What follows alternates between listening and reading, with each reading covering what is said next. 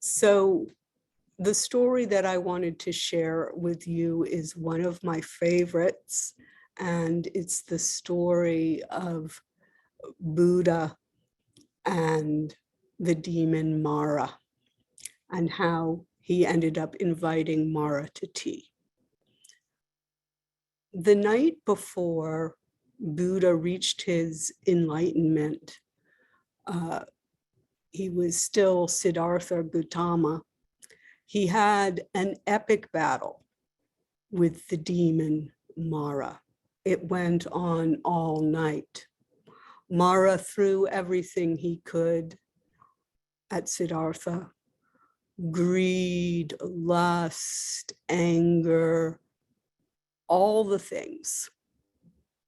But at the end of the night, Siddhartha had not succumbed, and Mara slunk off.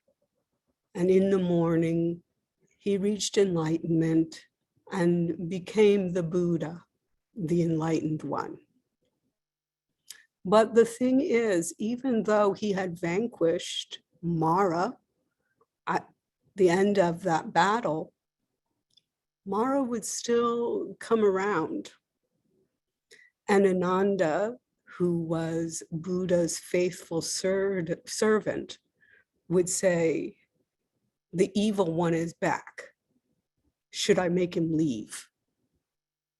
And Buddha would respond, "Oh no, please invite him in." And he would invite Mara in and say, "Please be my honored guest." And before he sat down, he would invite Mara to sit down on a special pillow at his side and offer him a cup of tea. And he allowed Mara to stay there as long as he needed, until he eventually would get up and leave. And this happened throughout Buddha's life. And that's the story of Buddha inviting Mara to tea. And what meaning do I get out of this? I think it's that we all have delusions, patterns, ways of thinking and being, emotions that are difficult and that are not helpful, and that are kind of our shadow side. And it's easy to want to suppress them, push them away, not listen to them, not keep them near us. But from my own experience, when I try and do that with my own, what I'll call demons, my Maras, they start out soft, and then they get louder and louder and louder, and they insist on being heard, and they end up causing me to act out in some way that is not good or healthy for me. So let me kind of go through a small biography of my life to help you to understand the particular demons that I still carry with me.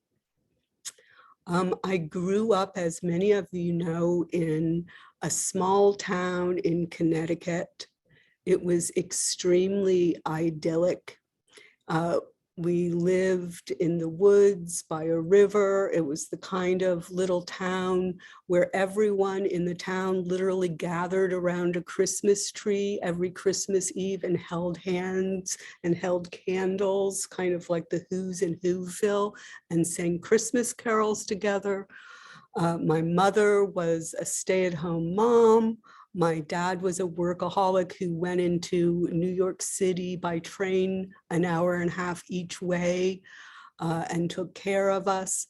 We had a second home in Cape Cod where a lot of my relatives live, my grandparents, my aunts, and we would go there every summer and be surrounded by family and loved ones. And I had we were 4 children, my older brother and sister who were a year apart to the day, 9 and 10 years older than me. And then my folks had a second batch, me and my younger brother who was 2 years younger than me. And about a week after my brother and sister's 15th and 16th birthday, they were coming home from a party driven by a friend. There was not any drinking, but she was driving too fast on the curvy country roads, hit some tar, and my sister was killed instantly in the car crash. And this just blew my family apart. It was at a time before there was any kind of grief counseling, anything like that. My father, who was already a workaholic, went further into his work as a means of coping. My mother, who was already kind of a fragile person because of her own family origin, which was abusive, was really took to her bed and didn't get out except to make us dinner every night. And other than that, my older brother was devastated. And I think those wounds have never really healed. He's never been the same. So the family was sudden. And my brother and sister had been like a second pair of parents to me, especially because my mother was a little vulnerable. So I kind of lost 2 sets of parents all at once. And so I kind of tried to be my younger brother's parent as best I could as a 6-year-old for a 4-year-old. And we lived along. It really wasn't so bad because we lived in this beautiful countryside, and I just spent every day in the woods and the fields. But then when I was 11 in 6th grade, we moved from that little town in Connecticut to Houston, Texas. And my mother kind of came out of her bed, but she came out of bed very volatile, very rageful, and a lot of it was pointed at me. And I was very overwhelmed in this big city junior high that I was in 6th grade and 11 years old going to. And I later learned, because she told me, a girl decided she was jealous of me because she thought I was cute. And so she told the whole school that I was what they called at that time a narc. And I didn't even know. I was a little country gal. And all of a sudden, people were spitting at me, shoving me, pushing me, calling me names. I was an outcast and I was miserable. And it was really difficult. But maybe a month or 2 after this ongoing problem went on, 2 boys that were friends of mine asked me, did I want to walk to 7-Eleven with them, which was, we weren't supposed to leave the campus. But I said, sure. We walked to 7-Eleven and we got picked up by the cops and walked through the school with the cops to the principal's office. And the boys had some pot on them. I didn't know it. And I think I had to be suspended for a day from school. And the teachers, the principal and everyone knew I didn't know anything about the pot. But I became a minor celebrity now. I was totally cool. Everyone loved me. Everything changed. Now I was the coolest kid. Having been ostracized and pushed and spit on, now I was cool. So I realized, okay, I see how things work. Great, I got it. I know what to do. And so at 11, I began smoking pot, drinking, smoking cigarettes, sneaking out of my house, generally acting out. And by the time I was in 9th grade, I was flunking out of school. I was not going to school. I was not showing up. I was doing hard drugs. And eventually I was sent to one of these schools for not a state school. It was a private school for, wayward kids. And it was up in Bath, Maine. And at that school, I'll say in quotations, because I had a bad attitude, I had to dig boulders out of the ground, big rocks out of the ground with my fingers and make rock piles. I had to eat my food on a tray on the ground because my attitude didn't warrant me getting to sit in a chair at a table. I had to be shadowed 24 hours a day by a kid that was under the influence of the authorities and was an authority figure. They had to watch my feet when I went to the bathroom. I had to watch theirs. I had to sleep on the floor next to their bed. It was a complete misery. And I finally literally escaped, climbing over walls, running away, and hitchhiking out of there. And I hitchhiked down the coast from Maine. My plan was to go to Florida. I had the cockamamie scheme that it would be warm there and I could pick oranges. So that was my plan. And I never made it there. I ended up in Virginia.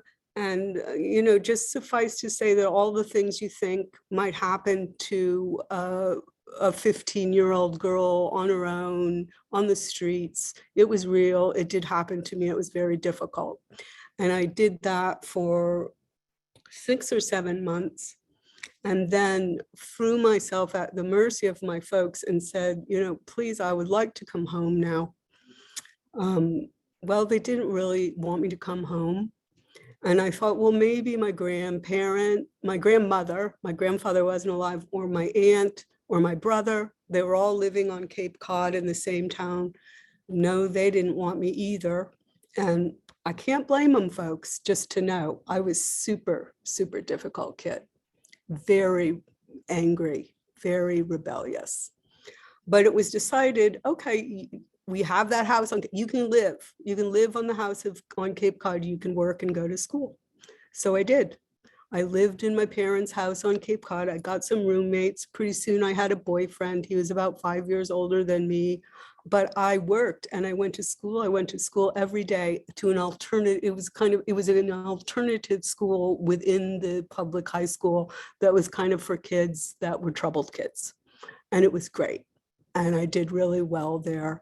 And I really straightened up, but I had to be in tight control all the time. I would make schedules for what every meal was going to be. I would have schedules for when I was going to mop, when I would clean the bath. Everything was on a schedule. Everything was very planned. Everything was very tight. And that worked pretty well for me. I ended up going to a small state school, college. I got really good grades. It was all tight control, I can tell you. And then my boyfriend and I, who I'd been with since, I moved to Cape Cod, broke up my senior year of college, and I went into a tailspin and began back doing the hard drugs, being a real mess.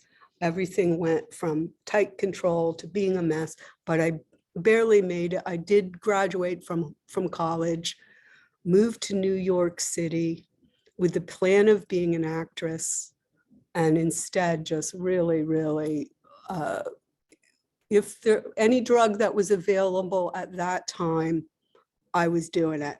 And by some miracle, I didn't become physically addicted. I cannot know. Everyone I knew from then is either dead or sober today. And somehow I was absolutely emotionally addicted, but I never got physically addicted, no matter what I did or how much I did it. So finally, I got my shit together, moved to Denver, pulled it all back together as kind of an act of will, went to law school, did well in law school. Still, everything was very tight and very in control. And there was a mantra that I used to say all the time to myself, and it was, I am a rock, I am an island. I don't need anybody, and I don't trust anybody, but I can do it all myself, and I don't need anybody. And with that, I did very well in law school. I got married, I graduated, I worked. And it went on like that with this kind of tight control Nancy. You know, I'd go back and forth between the out of control Nancy and the tight control Nancy until I had my children. And that was when the softening really began, because I wasn't a rock or an island with them. How could I be these darling children that I just adored so much? And the softening began, and soon after that, I found my teacher and began my practice, and everything began to change because I started to realize who my Mara was, who my demon was, what my delusional thinking was. And I began to think of it as almost this protective female warrior, all in arms with a shield and the whole thing. And if I started trusting anyone or getting too close to anyone, my husband, because of his own background, was completely irresponsible and not to be trusted. So of course I married him just so I could prove my point, my self-fulfilling prophecy that I was a rock and an island and didn't need anybody. But slowly I thawed, and I realized that my strength would be, my true strength, I thought it was so strong, would be in my vulnerability. But I had to have a talk with my Mara and bring her in and have some tea with her. And so I had to say, what's going on? Why are you putting a shield between me and the entire world, besides my children? Why is this happening? And it was because she was trying to protect me, as I had needed protection. And I had to say to her, you know, thank you so much for working so hard to keep me safe. And I really did need that once. I needed to be so strong, and I couldn't trust anyone, and I had to be a rock and an island, but that's not true anymore. And I need you to stand down. But I really want to thank you, and I see you, and I appreciate you. And she still comes around, and I have to say, thank you. Oh, hey, there you are. It's okay that I can let these people in and allow their love and receive. And slowly she's, you know, putting down the shield more and more and more. And sometimes it comes up and I have to listen to her again, invite her for tea. And together we thaw out a little bit.